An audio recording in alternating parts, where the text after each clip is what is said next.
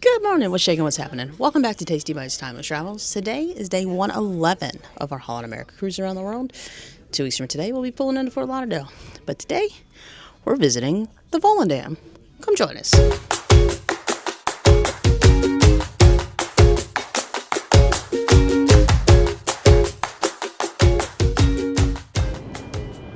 All right, plans for the day. It's a dreary looking day here. Check it out. It's very overcast. There's kind of a chill in the air. It's not terrible, but it's not great. Very gloomy. On top of it, there's no shuttle into town today. We are in Terminal C, so we are not anywhere near. This is one of those terminals where they don't advise walking. You certainly can, but it's over a mile, and it includes a bridge. So, and then I thought about, C's really, really tired from the 6 port days is not for the weak of heart, especially these types of ports. Now, if the only other time I've seen 6 port days is like a Hawaii or French Polynesia, something like that. We've done 6 port days there, but those are more sit by a beach sort of thing. This is getting up, pounding pavement, cultural things, this, that, the other, not for the weak of heart, plus that party last night. She's pretty tired, pretty beat up, so she was not going into Barcelona at all today. I had thought about, well, maybe I'll just pay the €450 to get on the cruise bus, go back. It's basically the same drop-off that we were at yesterday, and walk to the big church, and then walk to the National Cathedral, and then come back. And when I put that into Google Maps, it expected me to be walking for 4 hours because of how spread apart it is. I kept reading how walk-friendly Barcelona is, but maybe we're just not in the right spot to be the friendly walking part of it. I don't know. I'm not interested in going back to the tourist district that we were at yesterday. I'm not interested in taking a cab. And quite honestly, when I researched the public transportation, as good as it is, you have to pay for it, like in cash when you get there, and I don't have exact cash. I only have big $20 euro bills left. I have 65 euros, and it's 3 20s and a 5. To the point when I tried to pay for my lunch yesterday in euros or a snack, the guy couldn't make change. He brought me back and said, I need a card. I'm sorry, I can't break your euros. So now we can see the big church that's taken 150 years that I cannot pronounce, so I'm not even going to try. We can actually see that from the ship. And to be honest with you, I think we can see the National Cathedral too. We can see a lot of the architecture from the ship. It's just getting to it is very difficult. And I know she's beat up and tired because I asked her if she just wanted to taxi out to the mall, and she didn't even want to do that because we found the mall yesterday as we were walking back. There's a big shopping plaza near the marina.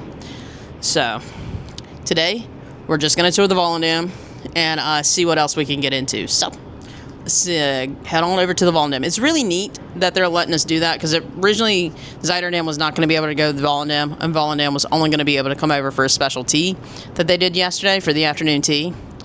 But they changed their mind and said, no, we can make it work because there's a skywalk bridge between the two places. Originally, we were told we had to get visitor passes at our guest services, but they're actually going to control the capacity at the Volendam, which I like better because it would have been possible for somebody to pick up a visitor badge yesterday and hold on to it until about 1 o'clock today, 2 o'clock today, because everything's done at 3. So I like that better. Everybody got an equal shot. You can just go when you want to go. So let's go check out the Volendam. The Volendam and its sister ship Zaandam will have the next Grands for the next couple of years, so should be a fun tour. So this is really cool. Volendam and its sister ship Zaandam will have both Grands for the next 2 years. So it gives us a sneak peek if it's something that we would want to do, if it was even financially possible.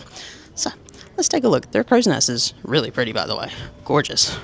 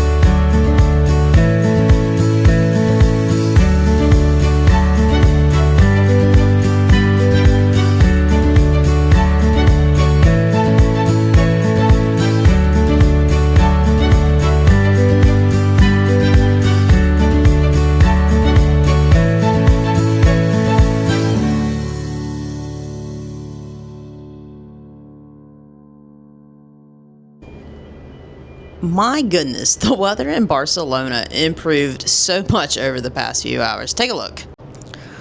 No more overcast. The sun is coming out. It is absolutely gorgeous. You can see the city over there. The water looks amazing.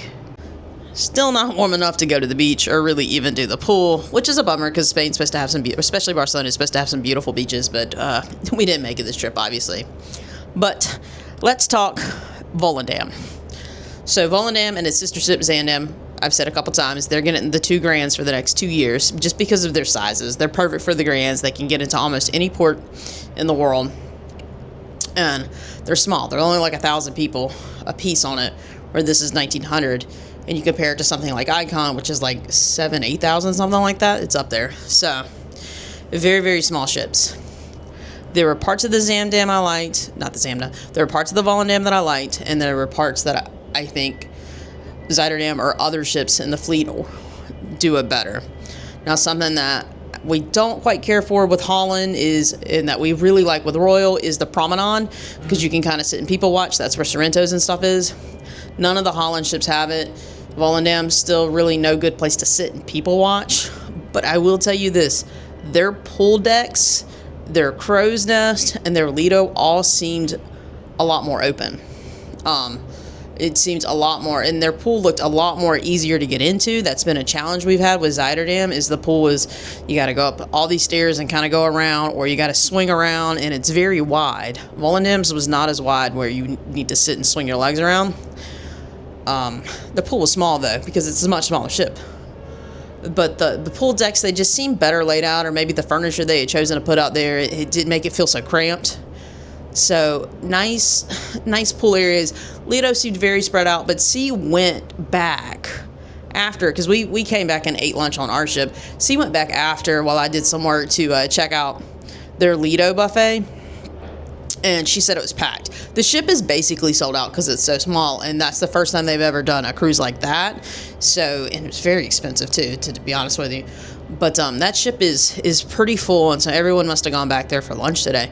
And she said it was just super busy. But the Lido looked very spread out.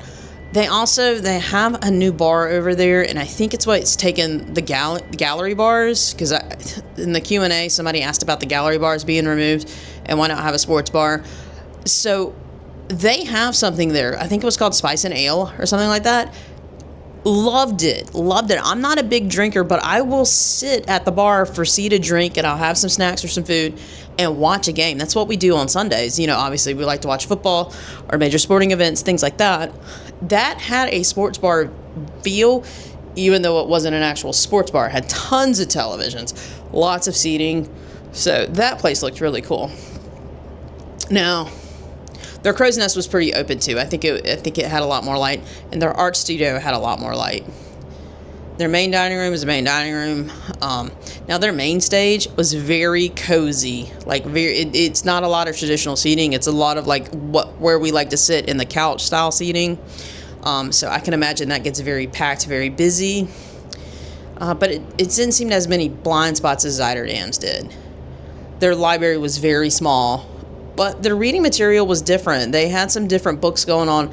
I don't know if it's to match their voyage or things like that, but their library, though small, was pretty good. What else? Their casino was very small, but it was very open though. So not a lot of tight corners, things like that, which is something I like about Holland's casinos, because Royals really does, if it thinks it can fit a machine there, it'll put it there, to the point that sometimes people stand because you can't sit. So their casino, while small, very laid out, they had nice machines. Either those machines were very new or extremely old. So that was kind of interesting. But people don't sell Holland for the gambling most of the time. They didn't have a lot of tables, but they did have them.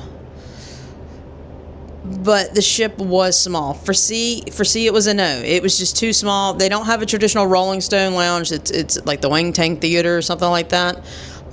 So a little different. Now, it's not as easy to get lost on it, obviously, because it's so small. And the other thing that was weird is when we were walking the ship and we were walking down, we got down to one of the dining room entrances, and you just had to keep going down. You couldn't get back to the rest of the ship. So we basically had to go down to 3, walk to mid, and go back up. I thought that was a little weird. I've seen Royal do that a few times, but normally it involves the ice skating rink. But yeah, that was weird. So it's one of those, we sell Holland for destinations. We don't sell it for the ship amenities and things like that. Though on a Grand World, when you're on a cruise for 1 month, 2 months, 4 months, like what we've been, yes, the ship amenities are really going to start to show. So that's one that she walked away from, and she said, I don't know if there's enough to keep me entertained, if there's enough public spaces for me to people watch, if there's enough music venues, things like that. For me, it's about the destination. I would sail it. I wouldn't sell Volendam. I'm not interested in doing another world cruise with Holland, but the next Grand, the Australia, New Zealand, that is me and C through and through. Fiji, French Poly, Hawaii, New Zealand, Australia. It's the area of the world that we really enjoy and we don't get bored with. Now, the other weird thing about those ships is, first off, their hydro pool is not a hydro pool. It's just a hot tub. And then their interior and ocean view rooms do not have refrigerators. You have to pay additional money to get a fridge in those rooms. It's like $2 a day. So if you're talking about 94 days, it's a couple $100. And it's not a traditional mini fridge. It is like a dorm style from what I've read. So it takes up a lot of room in an already tiny space. So I don't think we would ever spring. I can tell you right now, we've had so many problems with this balcony room, with the balcony specifically, that we never want another balcony with Holland ever again, unless it's free. I'm not paying for a balcony upgrade ever again. This is the one time we did it. Massive mistake. Wish we would have saved the money. But I don't know, but I will tell you this. The ship just came out of dry dock, so it was beautiful. Their carpets were all new. They were plush. They were beautiful. They were modern. Things like that. The ship was just in a little bit better condition, even though it's a little bit older, because it's already had its last dry dock. Zaandam is still due to go in, I think, next year or something like that. So, to each their own. Some people like small ships, some people like medium size, some like large. When the president of Holland was giving the speech the other day, and the Q&A and all that stuff, she kept saying, we feel like Holland has a perfect size ship because they specialize between 1,000 and about 2,500 people, and that's kind of their max. Their biggest ships are going to be Rotterdam, Koningsdam, and New Zaandam. They have no desire to go any bigger than that. So, I don't know. It was an interesting experience. I think it was cool that we got to do it because you don't do that very often. We've been in other ports where other sister ships are there, and it's not like you can just go wander on and visit. This was a special thing for this cruise, and it was really cool to be able to see and kind of gauge. And because that's where the Grand is next year, a lot of people were going to go see where the rooms were at and things like that. So kind of cool, really neat. Really cool thing of Holland. It was a great experience to get to do it, to see another ship, to meet a different crew. We didn't run into anybody that we knew, but lots of people did, other than we ran into other Zaandam passengers. But it was a good time. We really appreciated it. So I'm tired for the rest of the day. It's a chill day. The weather got better, but I've got to really catch up on some work. We've got to catch up on some rest. So we will see you at dinner.